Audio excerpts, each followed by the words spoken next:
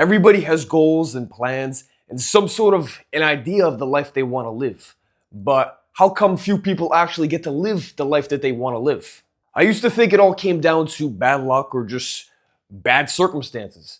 And yeah, these things can certainly have an impact on the life you're able to live. But most of the time, it's really not the case. The older I get and the more people I talk to and the more experiences I have, the more I realize that most people prefer comfort and predictability rather than challenge and uncertainty. And look, I can't blame these people because we're living in uncertain times. We have a volatile economy. We have wars breaking out all across the world. We got politicians doing and saying things they shouldn't be saying. We have the media is trying to keep us distracted and scattered. Things are pretty crazy. And I understand that predictability is important. It feels comfortable and safe. I won't bash anybody for that. But if you're an ambitious person who has these big goals and a vision of some certain lifestyle that you don't yet have, then this video is for you. Many people these days are feeling stuck. Like no matter what they do, they just end up reverting back into their old ways.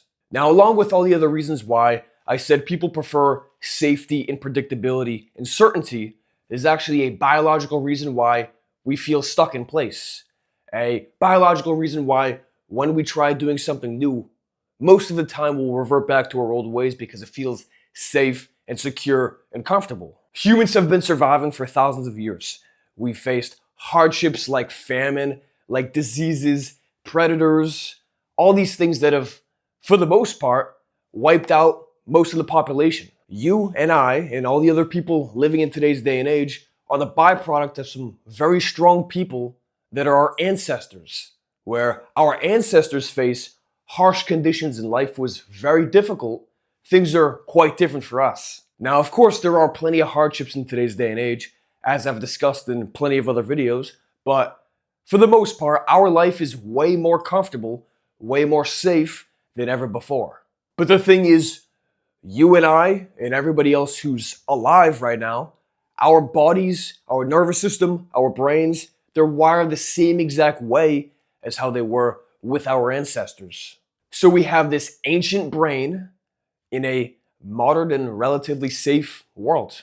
We don't experience the threats that our ancestors face, at least not as often, but in modern times that looks more like the threat of being outcasted by the group or being embarrassed publicly and other things related to your work. These things are psychological and emotional threats. But your nervous system, it can't tell the difference. It's regulated by your subconscious mind, which doesn't quite understand logic. Your nervous system simply wants to protect you from these situations. It wants you to feel safe and secure. So what this means is that when you try to do things that'll take you to that next level, things that are uncertain and a bit scary and maybe a bit beyond your comfort zone, then your nervous system will self-sabotage. It will lead to overthinking. It will lead to analysis paralysis. And this is why so many people feel stuck. Now, most people have no idea about this thing I've just said. They don't understand that from an evolutionary standpoint, your body, your brain, your nervous system just wants to keep you safe. So by understanding this, you're already way ahead of the curve because you have this logical understanding. But now it's time to install this new belief. And this new belief that you got to install is that discomfort does not equal danger.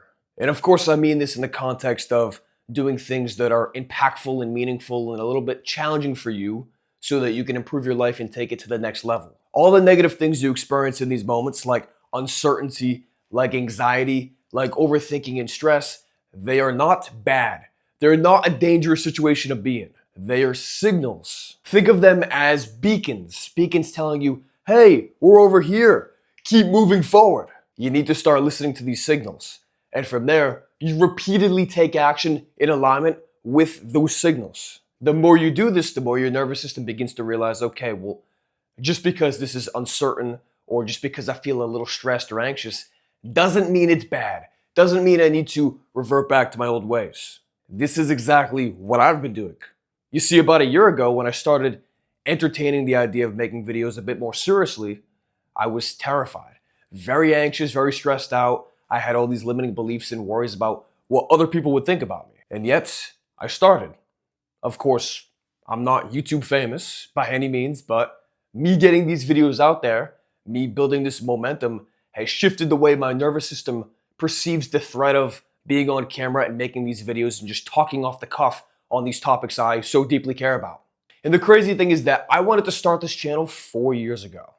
Yeah, 4 years ago. I'm talking late 2021, early 2022. But I simply didn't have the guts to do it.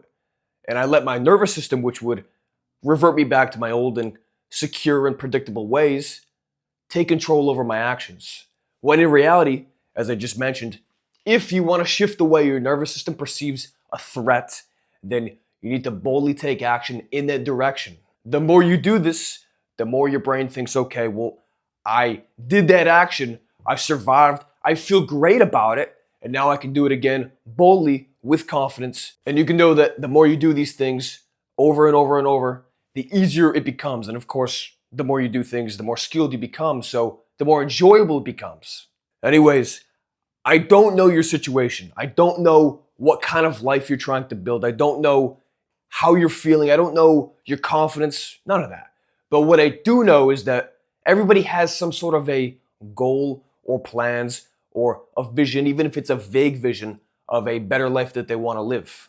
And what I also know is that taking raw action, just boldly moving forward toward whatever that thing is you're trying to achieve within your life, far outweighs sitting back and planning and letting your nervous system pull you back to your old ways.